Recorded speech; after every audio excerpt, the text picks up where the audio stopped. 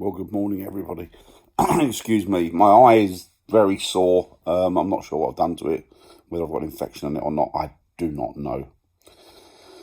So today is Remembrance Sunday, and I just wanted to put a video up because obviously you're not allowed to go to the cenotaphs today. I'm not going to say anything about that. I'm not going to get political. But the fact that we're not allowed to go near cenotaphs or war memorials, it leaves me with a very empty, low, sad, and I'm not going to say defeated, but it just leaves me feeling very, very low. It's affected me a lot, the fact that we're not allowed to even go and pay respects and homage to our war dead, those very same people that fought for the liberties and freedoms that we have today.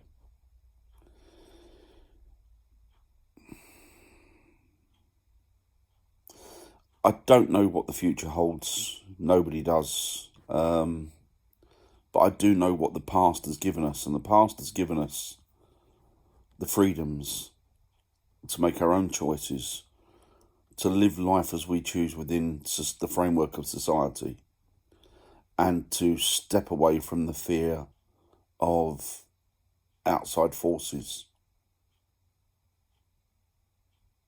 Although the fear is not completely removed. But I'm not going to get political. I'm certainly not going to get political on today, because today is a day about remembering our dead, remembering our loved ones, remembering our ancestors, and remembering our friends that fought and died for us and this country over the generations. In particular, the First World War and the Second World War. Now, my family have been service people for hundreds of years, and that's not an exaggeration. We've been service people for many hundreds of years even. And my grandfather, for example, fought in World War One, and he fought at the Battle of the Dardanelles in Gallipoli, and he was in something called the what were they called? They were called the Royal Naval Brigade.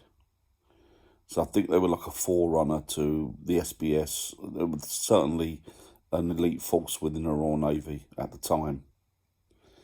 And he was only a young man, and I remember my mum telling me about him when he came back from war, and she was a little girl, and she said that she used to sit on his knee, and his eyes were yellow from where he'd been mustard gassed.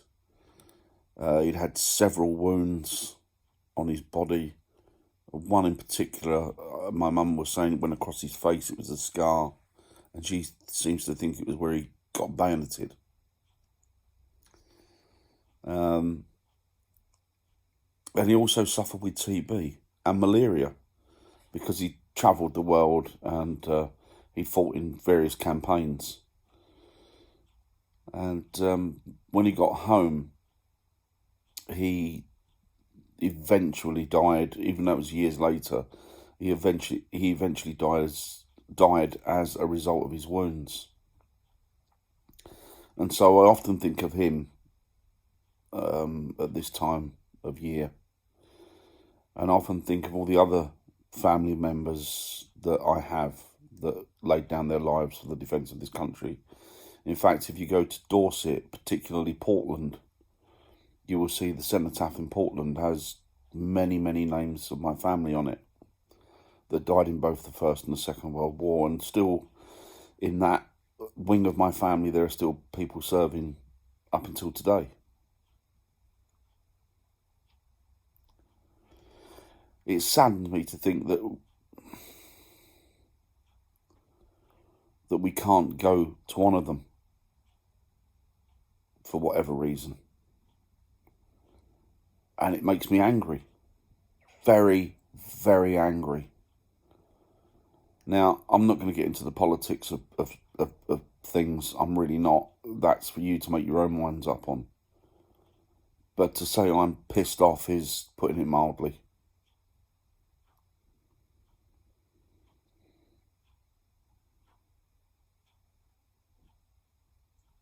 You know, when I was growing up, I grew up around men that fought in World War II, because I'm of that age group now, and I think I've mentioned this before. And even though they didn't tell me their stories, well, some of them did.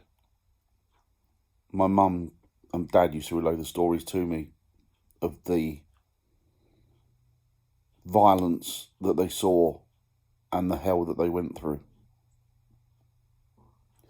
I think I've mentioned him before. There was a chap called Ray who used to live where we lived, and he was a lovely, lovely man. In fact, he was brilliant. He was the grandfather of my friends, and he'd suffered in a Japanese prisoner of war camp.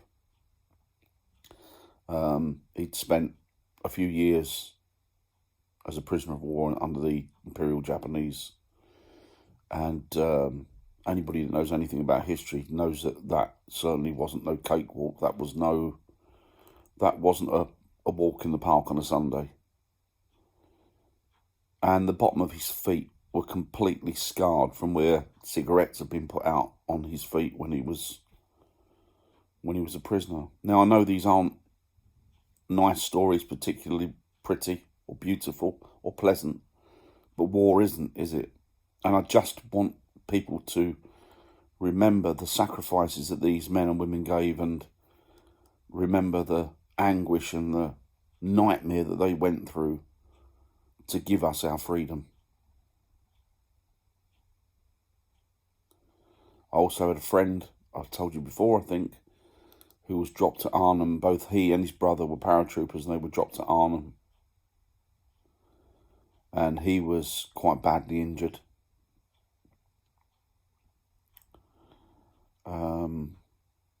And friends who were in the RAF as well, that you know, during World War II, that were part of bomber crews. And I also knew two men that were, one was a Spitfire pilot, and one, believe it or not, was his best friend, was a Luftwaffe pilot who'd got shot down over the coast, and then ended up in a prisoner of war camp over here, and then decided to stay. Joe, the guy, was the Luftwaffe pilot guy, was called Joe. He was a very nice man. And Packard, I can't remember his first name. We used to always call him Packard. Was your very archetypal RAF man, Spitfire pilot. He used to have like a moustache, like a handlebar moustache, and impeccably dressed and drunk all the time. Him and Joe were constantly drunk in each other's company, and I used to like sitting down with them and sharing a few drinks with them and having a chat and listening to their life stories. These are interesting people. They're both gone now, I should imagine. I should imagine all of those men that I grew up with and around have gone now. And this is why I like to tell my children about these people. And I like to instill in my children a respect for those that have served in the military, those that are serving in the military, and those that have given their life fighting for the cause. I never want them to forget. I never want anybody to forget. And I think that it seems that this day and age, swathes of youth and young people are forgetting. And it's, that's history to them. That happened at another time, and why should it have any relevance or impact on their lives today? Well, it does. Because without those sacrifices, they would have no rights. And it just worries me that in today's climate, those rights seem to be dwindling away bit by bit. But again, I'm not going to get political. Everybody's got their own stance and beliefs, and I respect other people's beliefs, and I will listen to other people's beliefs. And I hope that they would grant me the same courtesy.